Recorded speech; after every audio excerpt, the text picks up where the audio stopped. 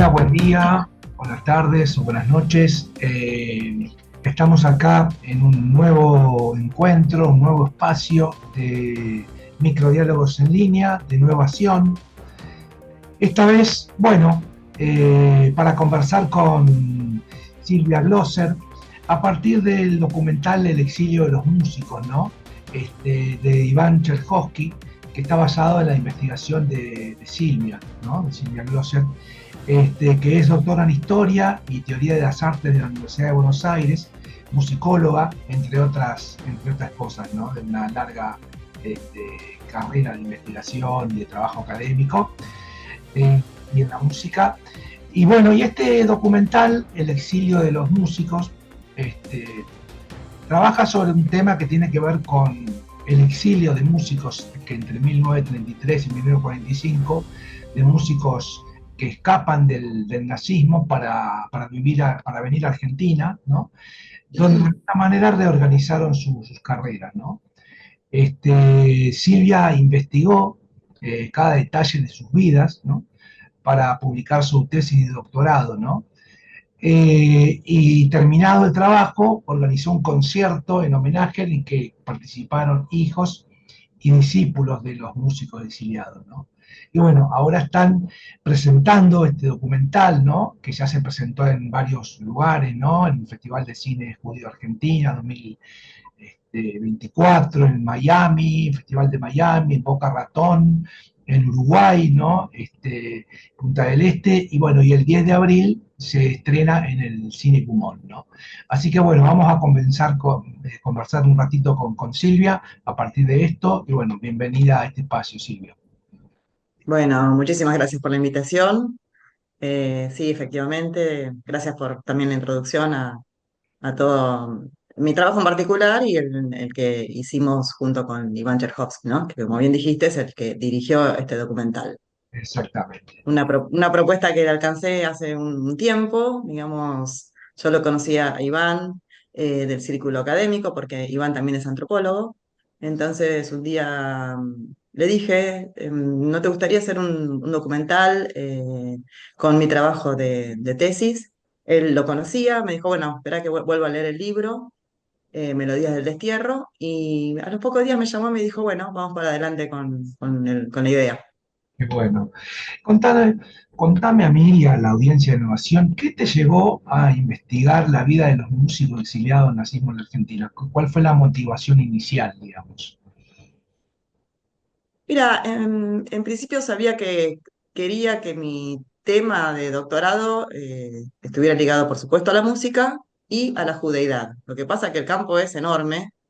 Alguna vez le hice esta consulta a un investigador inglés y me dijo, pero, porque le dije, ¿sobre qué puedo investigar que vincule música y judeidad? Y la lista era, no sé, 200 renglones tenía y siguiendo, ¿no? Entonces, un colega del conservatorio en aquel momento me dijo, ¿sabes qué? Estaba en Londres investigando y me dijo, ¿sabes que acá en Inglaterra están investigando sobre los músicos judíos que se exiliaron durante el nazismo a Inglaterra? Bueno, se lo comenté acá a Pablo Coan, y que yo en ese momento trabajaba con él en la facultad, él era docente como yo, y me dijo, bueno, ¿y por qué no haces lo mismo con los que vinieron a la Argentina? Que no había nada trabajado al respecto. Así que así empezó mi tarea. Al comienzo pensé que eran 25 solamente los músicos que habían llegado en estas condiciones, digamos, ser judíos, ser exiliados, huir del nazismo. Pero a través de mi trabajo de investigación, bueno, en este momento ya son como más de 140 los músicos que llegaron al país en estas condiciones. Así que, como verás, el trabajo creció muchísimo a lo largo de la propia investigación. Uno empieza con una idea y parece que, bueno, después las circunstancias te van llevando por otros caminos. Aparecen nuevas ramas, digamos. Eh, Contame algo de la vida previa de estos músicos en Europa, o de algunos de ellos, que en particular te has podido trabajar, digamos, cómo vivían, ¿no? Las circunstancias mediante las cuales lograron escapar. ¿Sí?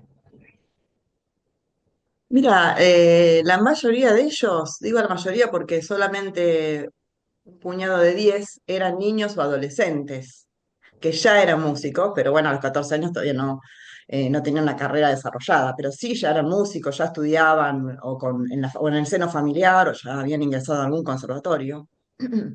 Entonces digo, dentro de estos 140, salvo estos 10 menores, los demás tenían tenían brillantes carreras en Europa.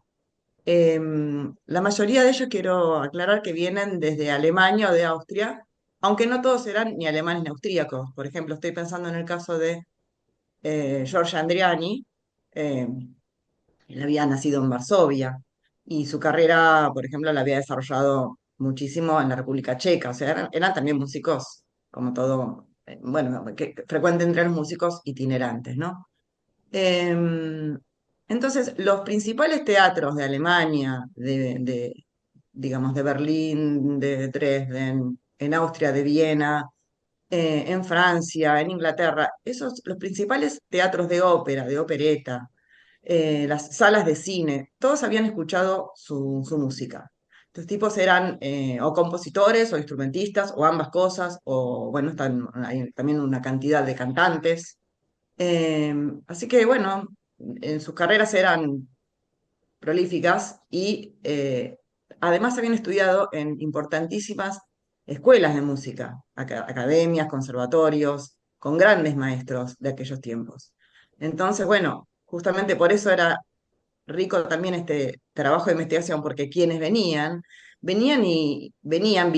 y dejaron un legado, que aportaron, bueno, de todo, desde escuelas instrumentales a técnicas de canto, nuevas maneras de comprender las puestas en escenas en la ópera, en el Teatro Colón, o sea, trajeron en sus valijitas de todo, y acá lo dejaron. Esa era justamente la siguiente pregunta que tenía yo pensada, ¿no? ¿Cómo crees que estos músicos exiliados influyeron en la escena musical y artística de Argentina, incluso hasta el día de hoy, ¿no? Algo de eso ya dijiste recién. Claro, sí, sí, influyeron eh, altísimamente en todos los campos. Mira, algo que no nombré en las respuestas anteriores, por ejemplo, en el campo de la educación musical. Solamente pensar que Guillermo Gretzer y otro grupo de músicos como Ernesto Epstein o Erwin Leuchter, más todos los que trabajaron en lo que fundaron, que fue el Collegium Musicum en 1946, esa enorme escuela de música, una escuela pensada además para que todo el mundo pudiera hacer música o estudiar música. Es decir, alejado del conservatorio, que tiene como su objetivo es formar músicos profesionales.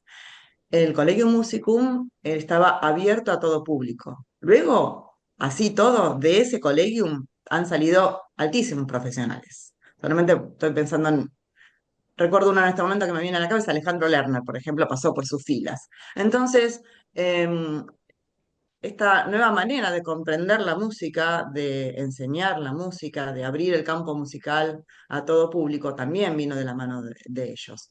Muchas de estas cosas las contamos en la película justamente para que el público lo sepa y se sorprenda, porque muchos, ay, esto, ya, yo lo conocía, yo lo conocí a este músico, o conocí tal cosa, o tocaba la flauta dulce en la escuela, y bueno, y no saben que tocar la flauta dulce en la escuela es algo que vino de la mano del Collegium Musicum y de Guillermo Gretzer y de todos los docentes que trabajaron en ese gran instituto de formación.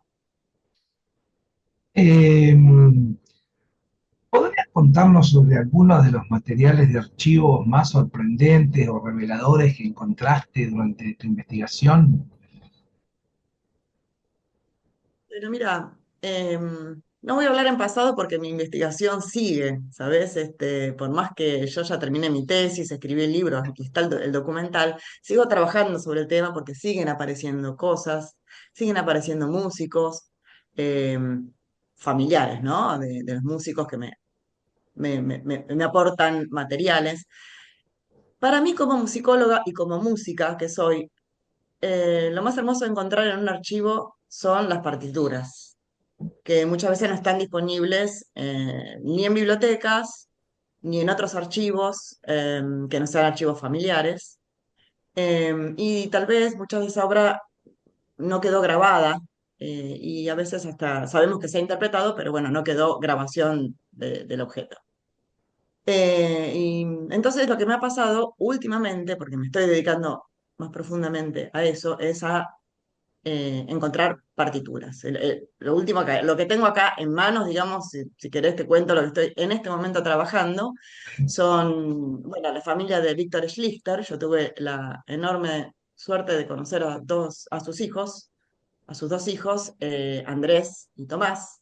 Entonces ellos me aportaron una cantidad enorme de material, de documentos, fotos, cartas, afiches, programas de concierto, etcétera, que gracias a eso yo pude hablar de Víctor Schlichter. Si no, en algunos casos es bastante complejo poder conocer al músico sin estos materiales. Y hace un año, Tomás, que lamentablemente nos dejó hace un tiempo, eh, me dio para que trabaje una cantidad grande de cajas donde adentro están las partituras manuscritas de Víctor Schlichter. Para el que no lo conoció a Víctor Schlichter, fue un violinista, pianista, compositor, director de orquesta. Tuvo, bueno, un gran trabajo en las radios, sobre todo en Radio Mundo. También compuso música para chicos y se formó parte del sello Calecita. Em, y compuso música para teatro y para más de 20 películas del cine nacional. Bueno, toda esa información está en esas cajas, en esas partituras manuscritas. Así que bueno, eso como para mí como musicóloga, digo, como música es un gran tesoro, porque además mi finalidad es no solo ordenar ese material, catalogarlo, digitalizarlo, que esté a disposición de los músicos, sino además luego realizamos conciertos con el material que voy encontrando. Conciertos para canto y piano, conciertos para orquesta, etcétera. Eso, bueno, digamos, porque la música, si no suena y queda en el papel, no es música, solo papel. Eh, bueno, te presenté, hablé del concierto, ¿no? Que hiciste en homenaje con los hijos y discípulos, ¿no? De estos músicos, ¿no? Contanos algo de lo que se produjo ahí, ¿no? Ese acontecimiento, ¿no? Que supongo que debe haber sido muy fuerte, ¿no? Y ese concierto fue hermoso, además fue en el año 2021. Estábamos ahí como ahí saliendo de la cuarentena. Sí. Eh, Se realizó en la cúpula del CCK, que el escenario es hermoso, maravilloso, y reuní algunos eh, nietos o discípulos o sobrinos, bueno, distintos familiares de algunos de estos músicos. En la platea también había invitados familiares de los músicos. eh, y el repertorio estuvo seleccionado, digamos, hice la curaduría. Todo el repertorio tiene que ver con estos músicos. Ustedes dirán, porque algo de esto se ve en la película, algo de este concierto, un poquito. Ustedes dirán, ¿por qué estaba, por ejemplo, el trío para flautas de Paul Hindemith si no se exilió en Argentina? Paul Hindemith era un músico alemán, se exilió en Estados Unidos, ni siquiera era judío, tenía problemas con el régimen nazi, por supuesto. Bueno, está Paul Hindemith porque Paul Hindemith fue maestro de Guillermo Gretzer. Entonces, en esa comunión, digamos, me parecía importante traerlo también. Digamos, además fue como uno de los pensadores de esto lo que hablaba antes de la música para todos, que luego se plasma en el Collegium Musicum de Buenos Aires. Esas ideas las trae Guillermo Gretzer y las toma de Paul Hindemith. Digamos, todo cierra, ¿no? No están elegidos porque sí, azarosamente. Contanos un poquito sobre la película, digamos, en principio, bueno, qué ingredientes nuevos le incorpora, ¿no? La película con Iván a todo tu trabajo. Eh, y bueno, también ya fue presentado en algunos lugares, como dije, en algunos festivales, también la respuesta que fuiste obteniendo, que fueron obteniendo en las presentaciones, ¿no? Mira, siempre que trabajé sobre este tema desde el principio, cuando escribí el libro, siempre la pensé como un documental, porque la vida de estos músicos es tan linda de contar que me la imaginaba como una película, realmente. Lo que nunca pensé es que Iván iba a poder, eh, no, no prima, nunca pensé que eh, se iba a poder concretar de este modo como lo hizo Iván, esto quiero decir. La verdad que superó todas mis expectativas, porque pasar una tesis doctoral, una investigación a documental es todo un tema. Y acá viene la parte del guión, que fue el que armó Iván. ¿Cómo armaba el guión? Iván me iba preguntando, en aquel momento justamente estábamos en el 2020, era la cuarentena, no podíamos vernos, entonces él me mandaba audios y me hacía preguntas. Y me decía, respóndeme las preguntas con audios también. Todas las preguntas eran en esto, ¿no? ¿Cómo fue mi recorrido con la investigación? Me preguntaba sobre ciertos músicos y yo hablaba. Todo eso lo tomó para el guión y para construir toda esta estructura que es esta película, que además está atravesada por otra historia, que es una historia personal. Y les cuento hasta acá para no adelantar más. Entonces, realmente quedó, bueno, por supuesto, como dije, superó todas mis expectativas. Yo no, eh, me encanta lo que hizo Iván, el trabajo es bello, plasmó algo estéticamente bello. La música ayuda también una enormidad a las imágenes, ¿no? La música es fundamental en esta película. Y me habéis hecho otra consulta, de la recepción que tuvimos.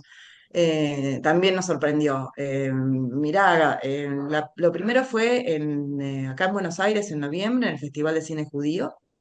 Se dio en dos funciones en Palermo. Se llenó la sala, pero cuando te digo se llenó, es que quedó gente que no pudo comprar la entrada. Es decir, quedaron familiares míos afuera diciéndome, no, no tenemos entrada. Así que bueno, una felicidad enorme, no por mis familiares que quedaron afuera, este, se llenaron las salas. Y lo mismo ocurrió, Iván viajó a Miami y a Boca Ratón, y también el público estaba encantado. Yo tuve la suerte de ir a Punta del Este, también a sala llena, a sala llena, gente parada, pusieron sillas en la sala para que se sentaran más personas. Enorme recepción, lindísimo. La gente me ha escrito, me ha escrito gente de Miami, yo no estuve en Miami, me ha escrito a mi Facebook diciéndome, bueno, comentándome, o también hay gente que le trae recuerdos propios, ¿no? Porque o han estudiado con fulano o conocieron al otro. Recuerdo una vez que Ulanovsky me hizo hace unos años una nota en la radio, en Radio Nacional, por mi libro, y lo primero que me dijo fue, por supuesto, se había leído el libro de punta a punta y me dijo, ¿sabés que Giorgio Andriani vivía en el fondo, creo que, no sé si la casa de una abuela de él o de una tía? O sea, siempre había algo, siempre hay alguien que me cuenta que tuvo un vínculo con uno de estos músicos. Y eso la verdad que es hermoso. Eh, Pensando un poco una reflexión sobre, bueno, la relación entre el arte, ¿no? ¿Qué pasa con el arte en los contextos, digamos, totalitarios, ¿no? O en los contextos de dictaduras, ¿no? A veces el arte toma como otra dimensión, ¿no? O tiene un sentido particular, ¿no? A lo mejor quería preguntarte, ¿cómo ves esto en particular, lo de la música, ¿no? En los contextos, bueno, del nazismo, músicos que emergieron de alguna manera de esa atmósfera o de ese momento, ¿no? Y que se puede trasladar también a distintos momentos, por ejemplo, en la Argentina, ¿no? En el régimen dictatorial y demás, donde ha habido expresiones musicales, en el caso de Argentina, muy fuertes también, que surgieron a partir de estos contextos, ¿no? Por supuesto, el arte es un modo de resistencia, eh, no para todos los artistas, pero siempre hay artistas que toman el arte como un modo de resistencia. Argentina también atravesó estos periodos, Argentina también tuvo exiliados, eh, y, bueno, y no se puede hablar solo en pasado, creo que también hay un presente en donde el arte sigue siendo un modo de resistencia, el arte, la cultura, la educación, es un modo de resistencia. O al menos es mi modo de resistencia, porque soy todo eso, soy música, soy docente y estamos atravesando todos estos contextos, ¿no es cierto? Hay que resistir. ¿Cómo? Bueno, cada uno encuentra el modo. Siempre y cuando, por supuesto, la vida no corra peligro. Cuando la vida corre peligro y el exilio es un camino, bueno, ese arte se traslada y le hace bien a otro territorio. En este caso, lo digo en el caso de mis músicos, como los llamo cariñosamente, trasladaron toda su eh, cultura, su modo de resistencia, sus emociones a este territorio argentino. Bueno, y finalmente, ¿qué es lo que esperás, digamos, que sea un mensaje o un sentimiento, ¿no? Que el público de alguna manera se lleve? Bueno, ahora viene el Cínico Humón, ¿no? Todo un desafío estar en el Cínico Humón. ¿Qué es lo que esperás que como sentimiento, como mensaje, como reflexión, como pensamiento se lleve el público al ver el exilio de los músicos? Mira, lo que quiero es que la gente se emocione. Y como ya estuve presente en esas salas donde la gente se ríe, en los lugares donde queríamos que se riera, y llore en los lugares donde queríamos que llorara, eso ya ocurrió, así que esperemos que en el Gomón pase lo mismo. Porque eso también es otra de las finalidades del arte, no solo la resistencia, también provocar todo tipo de emociones. Ojalá ocurra. Bueno, muchísimas gracias, Silvia, por esta charla, por esta conversación. Un placer conversar con vos. Y bueno, vamos a ver la película. Ya desde Innovación la hemos cubierto, hemos hecho un comentario cuando fue el Festival de Cine, justamente. Y bueno, ahora invitamos a ver esta obra de dos amigos, además. Bueno, y te agradecemos. Eh, bueno, y nos vemos en un próximo espacio de microdiálogos en línea de innovación. Gracias, Silvia. Bueno, muchas gracias y aprovecho también para agradecer a mi compañero y socio Iván Cherkovsky, que me aceptó, digamos, esta propuesta y acá estamos. Un gran amigo, un gran profesional y una gran persona. Gracias, Gracias.